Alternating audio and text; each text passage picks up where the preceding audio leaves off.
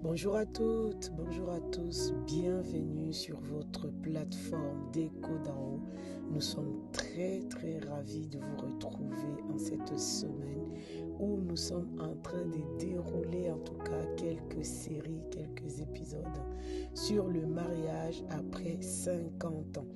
Nous vous croyons vraiment en forme, nous croyons que cet écho en tout cas autour du mariage de plus de 50 ans trouve vraiment écho dans votre cœur, en tout cas aux concernés, ou pourquoi pas nous aussi, on ne sait jamais qu'est-ce que la vie peut nous réserver, parce qu'on peut aussi être dans son couple actuellement, avoir 50 ans et être complètement blasé et se dire bof, c'est plus la peine. On a déjà vu de maman ou de papa à 50 ans, à cet âge-là, c'est dire on est déjà vieux, c'est bon, vieux couple. Il commence à se taxer même de vieux couple. Nous, on a déjà eu ce qu'on voulait, on a déjà vécu. Donc, la vie de couple, bon, bof.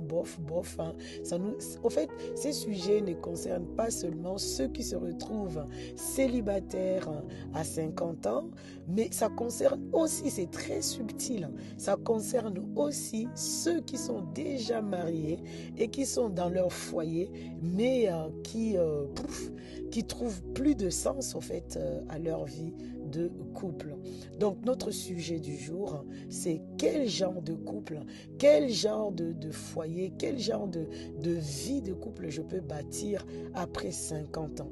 Déjà, dans notre première partie, nous avons vu que avoir 50 ans, ce n'est pas du tout tard pour envisager, en tout cas, une vie de couple avec un futur conjoint ou une future épouse. C'est vraiment possible. C'est vrai que 50 ans, on se retrouve dans un âge où on a quand même vécu. Il y en a qui n'ont pas vécu, c'est fréquent aussi, qui n'ont jamais été mariés, et puis le mariage a tellement tardé qu'ils se retrouvent à 50 ans, c'est la première fois.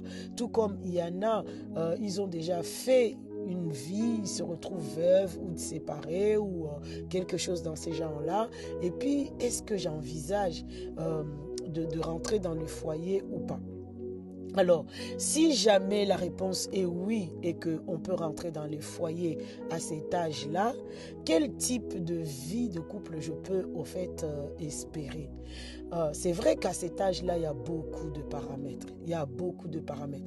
Il y en a qui se retrouvent, ils ont déjà des enfants. Ça dépend des âges des enfants. Il y en a qui peuvent avoir des enfants qui ont déjà quitté la maison et ils se retrouvent un peu seuls. Et s'il y a des petits-enfants qui commencent à venir, c'est vraiment une superbe mamie jeune ou un super papy très jeune. Il y en a, ils ont beaucoup travaillé, ils ont une vie au fait. Bon, tout dépend vraiment de contexte.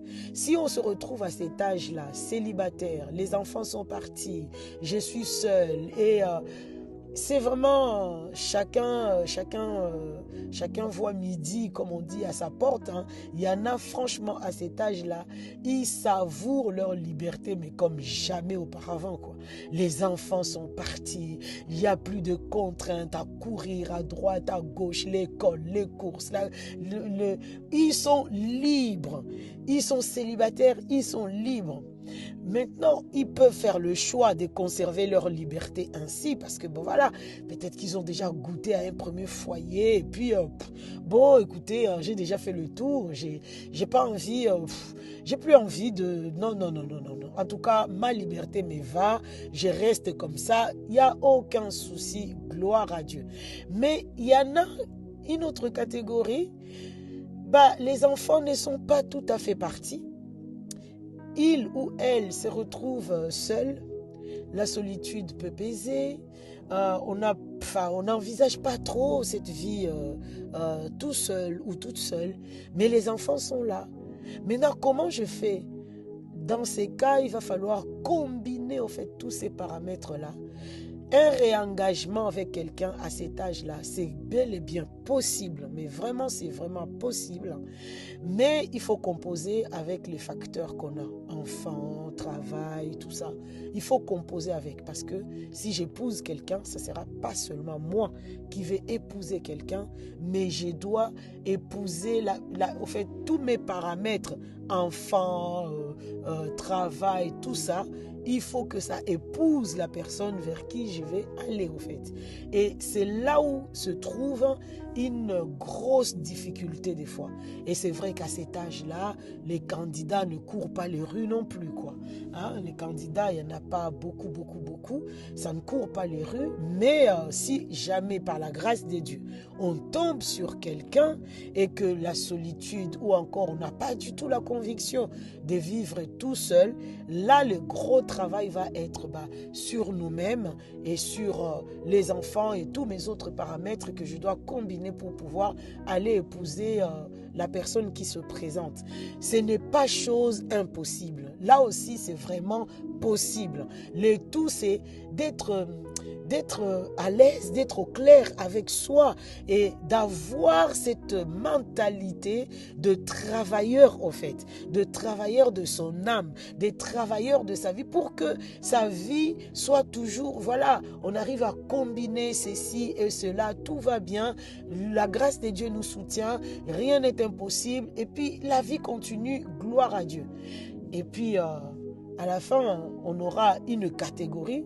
En tout cas, c'est pour ceux-là qu'on insiste vraiment pour dire que le mariage après 50 ans, c'est vraiment possible, qui peuvent avoir un type de couple après 50 ans, mais vraiment glorieux, florissant. Pourquoi? Parce que les enfants sont partis, on n'a plus de contraintes, on n'a pas envie de vivre seul, on a envie de vivre avec quelqu'un. Là, du coup, peut-être que la ménopause s'est déjà pointée, on n'a plus de contraintes, de craintes, je vais tomber enceinte ou je vais avoir un bébé. Non. Au fait, c'est un couple. C'est un peu un couple en liberté, quoi. C'est un couple qui va prendre son temps à voyager. Il n'y a pas de contrainte enfant.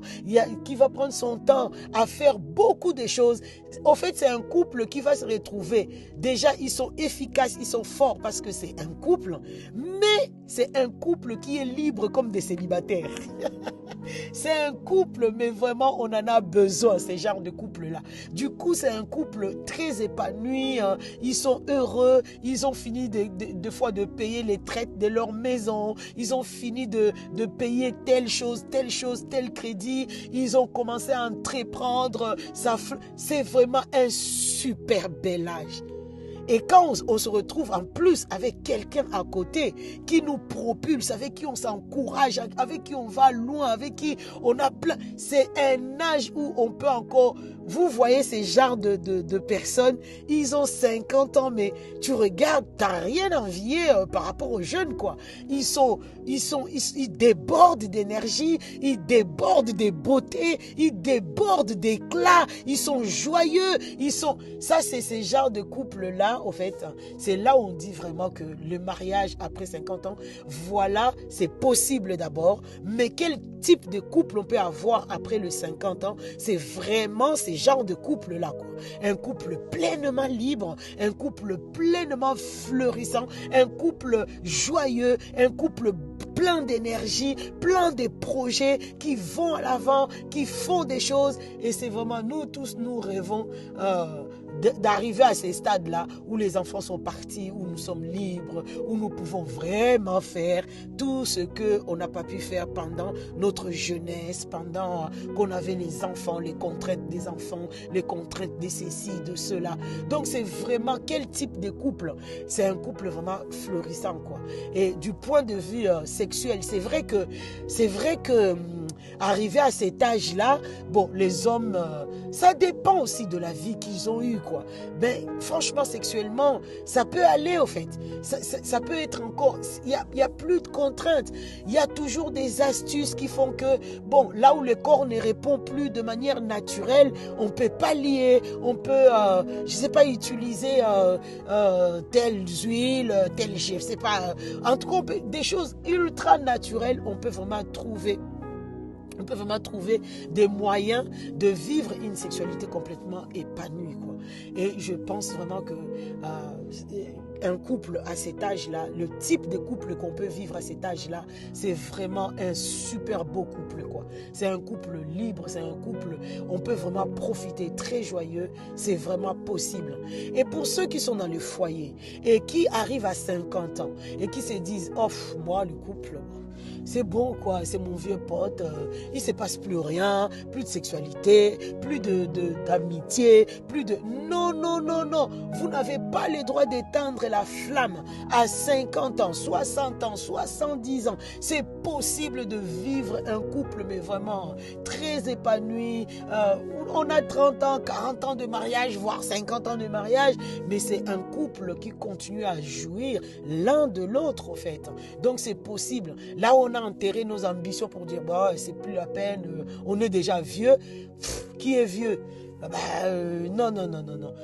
Tu n'es pas vieux, tu n'es pas vieille pour continuer à jouir de ton couple après 50 ans. Que tu sois marié, que tu sois célibataire, que tu envisages de te marier à cet âge-là, c'est vraiment possible d'avoir un type de couple qui fonctionne et que même les jeunes qui n'ont pas de recul dans la vie auront du mal à arriver à votre niveau, parce qu'à votre niveau vous avez vécu beaucoup d'expériences, vous avez tiré beaucoup de leçons de la vie, donc vous pouvez vraiment maximiser le couple pour qu'il soit rayonnant, débordant d'énergie, de beauté. Et c'est vraiment ce genre de couple là dont nous soupirons derrière pour montrer l'exemple que oui, Dieu est au centre de la vie des couples. Merci encore pour votre attention, pour votre écoute.